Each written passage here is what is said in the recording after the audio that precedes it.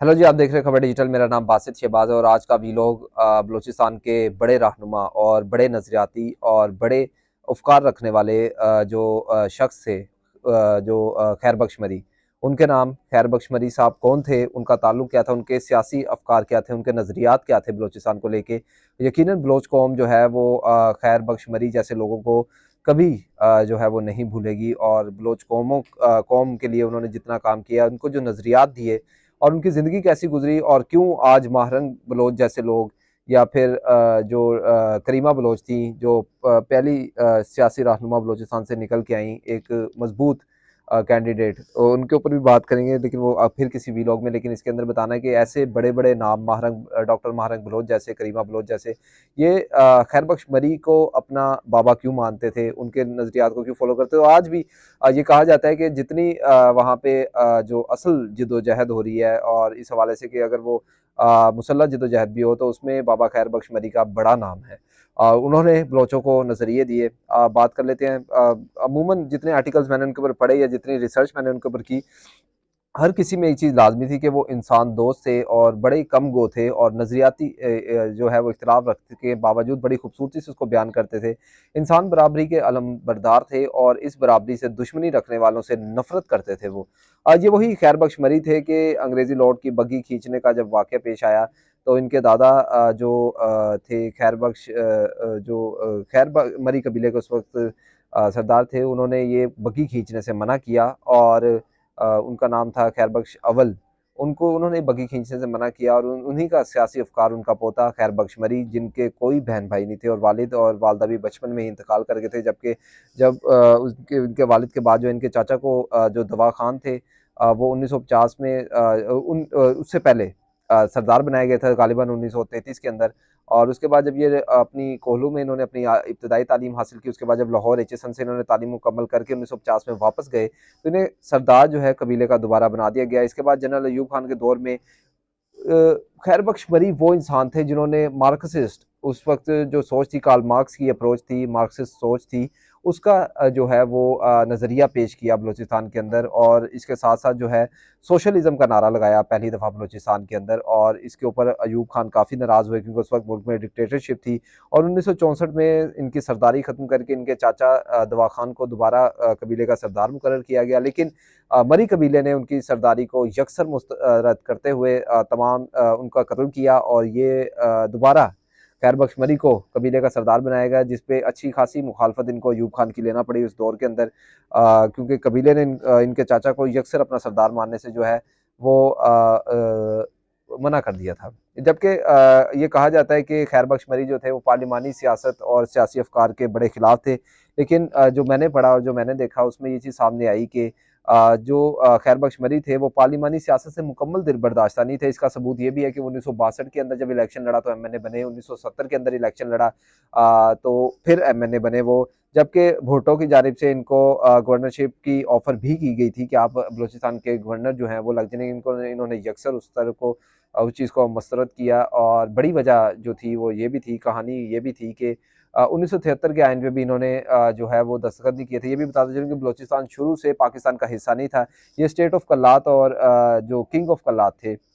उनकी मेहरबानी थी, क्योंकि उन्होंने देखा कि बहुत से सरदार जो हैं पाकिस्तान के हक़ में हैं, तो वो भी पाकिस्तान के हक़ में एक रेफ़रेंडम साइन कर गए, एक मुआहदा साइन कर गए। तब से बलूचिस्तान पाकिस्तान का हिस्सा ना। बलूचिस्तान की तारीख़ इतनी पुरानी है कि इसको मस किया जा सकता है। ये मेहरगढ़ सिविलाइज़ेशन गालिबन 7 से 8,000 साल पुरानी तारीख़ है। तो बलूचिस्तान या बलूचिस्तान खैबर पख्तूनख्वा या पख्तूनों की तारीख़ या बलूचों की तारीख़ जो है वो इतनी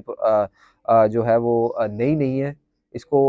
उस सियासी तनाज़ुर में या उस तारीख़ी तनाज़ुर में देखना जो है वो लाज़मी है। आगे चलें, आपको बताएँ, भुट्टो के ही दौर में हैदराबाद ट्रिब्यूनल बना,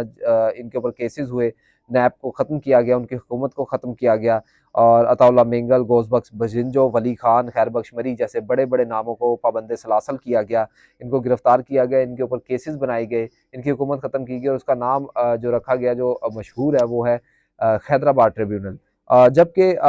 इसके ऊपर इनको गद्दारी के मुकदमात भी हुए थे, और गालिबन सज़ा होने वाली थी इन तमाम बलोच रहनुमाओं को, कि भुट्टो की हुकूमत को ज़िया उल हक ने उल्टा दिया। और तख्तादार पे भुट्टो साहब जो है वो लटक गए और ज़िया ने हमदर्दी लेने के लिए हैदराबाद ट्रिब्यूनल को ख़त्म किया। इन तमाम सियासी रहनुमाओं को जो है वो रिहा किया। उसके बाद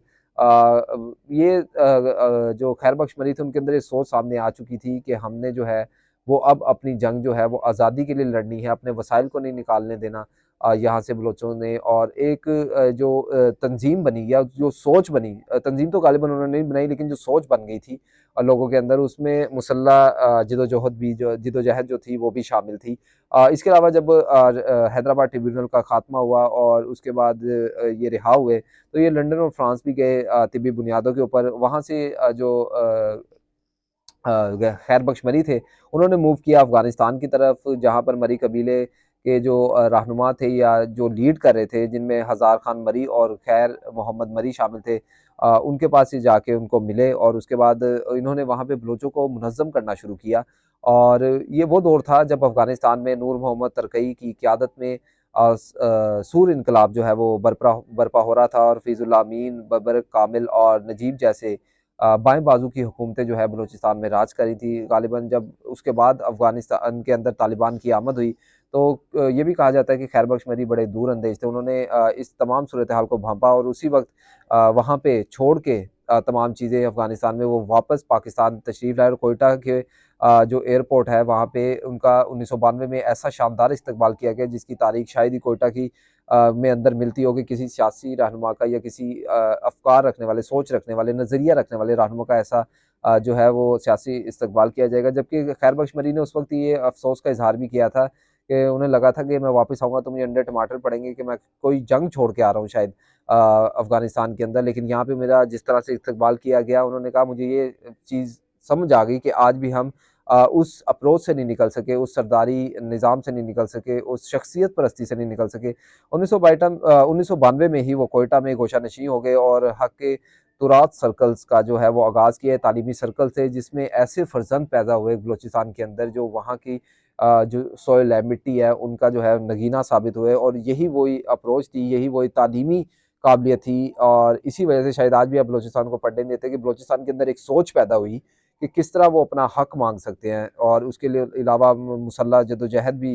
करना पड़े तो उसके लिए भी वो फर्जंद जो थे वो पीछे नहीं हटे। इसके अलावा बात कर लीजिए मुशर्रफ दौर हुकूमत में इन्हें जस्टिस नवाज मरी के कत्ल के इल्ज़ाम में फंसाकर आईएसआई ने इनको हटाने की बाबा मरी को कोशिश की और इसके बाद उन्हें 18 माह पाबंद सलासल रखा गया, जिसके बाद उनको रिहा किया तो वो जो थे वहाँ से मूव करके जो है चले गए थे कराची में और अपनी ज़िंदगी के आखिरी अयाम भी उन्होंने वहीं पे जो है वो काटे थे। बाबा खैर बख्श दोइम जो थे वो जदीद सियासी तहरीक के खालिक थे। मतलब बलोचों की जदीद सियासी तहरीक जो थी उनमें उनको बताया गया कि सियासी अप्रोच क्या है, आपने अपना हक किस तरह मांगना है, अपने हक के लिए लड़ना किस तरह है, अपने हक के लिए आवाज़ किस तरह उठानी है, अपने वसाइल पे काबिज़ जो लोग हैं उनको किस तरह रोकना है। और ये शायद खैर बख्श मरी की ही बदौलत था कि उनके अपने आबाई शहर खोलो से ताकत और पाबंद दोहल और बाजुओं के ज़ोर पर भी वैसे कामयाबी जो है वसाइल में निकालने में उन लोगों को ना मिल सकी, ना अंग्रेज़ों को और ना ही उसके बाद जो है वो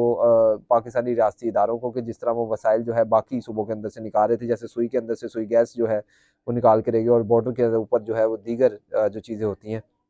पापा खैर बख्श मरी दोयम ने ये अप्रोच दी थी, ये सियासी अफ़कार दिया था वहाँ के लोगों को और आज भी लोग जो हैं उनको इस बात के ऊपर सराहते हैं और मानते हैं। नज़रियाती तौर पर वो पाकिस्तान मुखालिफ थे और मुकम्मल तौर पर वो कहते थे कि हमारी आज़ादी की जंग है और ये आज़ादी हमने पहले अंग्रेज़ों से हासिल की और पाकिस्तानी रियासती इदारों से और पाकिस्तानी रियासत से जो है वो हमें अब आज़ादी चाहिए। एएनपी से वाबस्ता तो रहे लेकिन पार्लिमानी सियासत पर इतना यकीनी रखते थे, एक से दो बार जो है वो एमएनए मुंतखब भी हुए थे। इसके अलावा भुट्टो के दौर में जब उनके ऊपर केसेस बनाए गए थे हैदराबाद ट्रिब्यूनल की, मैंने ज़िक्र किया, तो भुट्टो ने अपनी आखिरी अयाम में बेनज़ीर भुट्टो को ख़त लिखा था और ये कहा था कि अगर तुम्हारी मुलाकात खैर बख्श मरी से हो तो उससे जाके मेरी तरफ से माफ़ी ज़रूर मांगना। और उसके बाद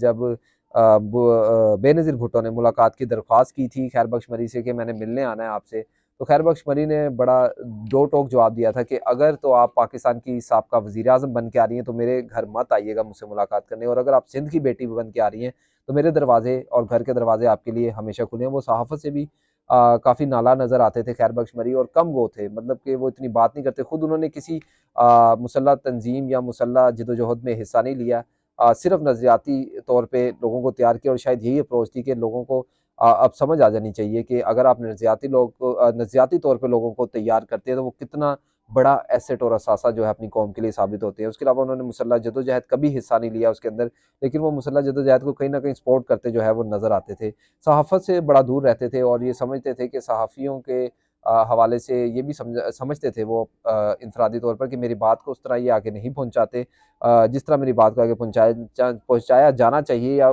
मेरी बात की वो मानी नहीं समझ पाते ये सहाफ़त जो है, सहाफ़ी लोग। वो मार्क्सिस्ट सोच के हामी थे बैक वक़्त, और साथ ही साथ बलोच कौम परस्त भी थे। और मार्क्सिस्ट सोच और कौम परस्ती को साथ लेके चलना, हालाँकि उनमें सरदारी निज़ाम को लेके, या अपने एक सरदार का ऑरा लेके उनमें कोई वो उस चीज़ को वो नहीं थी, शान शौकत नहीं थी, लेकिन फिर भी मार्क्सिस्ट सोच और बलोच कौम परस्त जो है वो समझे जाते थे। यानी आप मार्क्सिस्ट सोच को देखें तो वो बिल्कुल एक सोशलिज़्म की सोच है, वो किस तरह तमाम लोगों को बराबरी के हकूक़ की बात करती है, लेकिन वो बलोच कौम परस्त भी थे। तो ये चीज़ उनकी शख्सियत को जो है वो बहुत ज़्यादा जो है मुतनाज़िर बना देती थी, और बहुत सा मुश्किल होती थी बहुत से लोगों को, खैर बख्श मरी जैसे लोगों को समझने के लिए। चंगेज़ मरी उनके बेटे थे, उनकी इंतकाल के बाद चंगेज़ मरी को जो है उनके कबीले का सरबराह बनाया गया, जो पाकिस्तान के हामी हैं। और ये लोग, बहुत से लोग उनके कबीले के भी कहते हैं कि चंगेज़ मरी जो हैं वो अपने बाबा खैर बख्श मरी की जो अप्रोच है, जो अफ़कार है, उसके बिल्कुल मुख्तलिफ है। वो एंटी पाकिस्तान, एंटी स्टेट थे, क्योंकि जो कुछ उनके साथ हुआ उसके बाद जब उनके बेटे हैं चंगेज़ मरी, जिनका ताल्लुक नून लीग से था और गालिबन अब भी है, और चंगेज़ मरी जो है पाकिस्तान के हामी हैं, और सियासी विरासत जो है वो ये बहुत से लोग समझते हैं कि चंगेज़ मरी जो है वो उनके सियासी तौर पर वारिस नहीं है, या उनके उपकार के तौर पर वारिस नहीं है, जबकि वो अपने दादा के मुकम्मल तौर पर वारिस जो थे वो समझे जाते थे, क्योंकि जब अंग्रेज़ों की बग्घी खींचने की बात आई तो उनके दादा ही थे, खैर बख्श मरी अव्वल, जिन्होंने जो है अपनी तलवार निकाली थी और कहा था कि हम सरदार लोग जो है वो किसी सूरत भी जो है वो गुलामी कबूल नहीं करते। तो खैर बख्श मरी भी उसी तर्ज के इंसान थे। जबकि जब ये पगड़ी पहनाने की तकरीब हुई थी उनके बेटे को, चंगेज़ मरी को, तो मीर हज़ार खान बजरानी जो वहाँ मौजूद थे और सख्त मुखालिफ समझे जाते थे, और पाकिस्तानी एजेंसीज़ के करीब समझे जाते हैं, वो भी उस तकरीब में मौजूद थे। जबकि वो खैर बख्श मरी के 70 की दहाइयों में उनके साथ लड़े भी थे, उनके जंगजुओं के साथ और उस तंजीम के साथ जो बनाई गई थी, और उसके बाद वो उस जगह भी मौजूद थे मीर हज़ार खान बंजरानी, जब उनके बेटे ने जो है वो मरी कबीले का जो है वो हल्फ उठाया। तमाम तर किस्सा, तमाम तर कहानी शॉर्ट नोटिस के ऊपर आपको सुनाने का मकसद ये था कि खैर बख्श मरी जैसे लोग शायद पाकिस्तानी कौम के लिए भी असासा साबित हो सकते थे, अगर उनके साथ वही रवैया रखा जाता तो जो आज बलूचिस्तान के अंदर, पंजाब के अंदर खसूसी तौर के ऊपर लोगों के साथ रखा जाता है, बलूचिस्तान को भी उन्हीं वसाइल और उन्हीं तरजीहात पे रखा जाता है जहाँ पंजाब में लोगों को रखा जाता है, या वन यूनिट के क़याम के बाद इस्लामाबाद को रखा जाता है। तो खैर बख्श मरी भी आज पाकिस्तानी कौम के लिए, ना सिर्फ बलोच के लिए, पाकिस्तानी कौम के लिए भी एक एसेट साबित होते कि, और ये इस बात का सबूत है कि अगर आप लोगों की जहनों के अंदर तालीम के ज़रिए, या एक अफ़कार या एक सोच के ज़रिए, या एक आइडियोलॉजी के ज़रिए लोगों के अंदर ये चीज़ें उभार दें, ये चीज़ें पैदा कर दें, तो वो कितना तौर पर ख़तरनाक जो है वो साबित हो सकता है। लोग अपना हक मांगने के लिए कहाँ-कहाँ तक जो है वो जा सकते हैं, और यही अप्रोच आज करीमा बलोच को ज़िंदा रखे हुए, और आज यही अप्रोच डॉक्टर महारंग जैसे लोग जो हैं उनको ज़िंदा रखे हुए। शुक्रिया।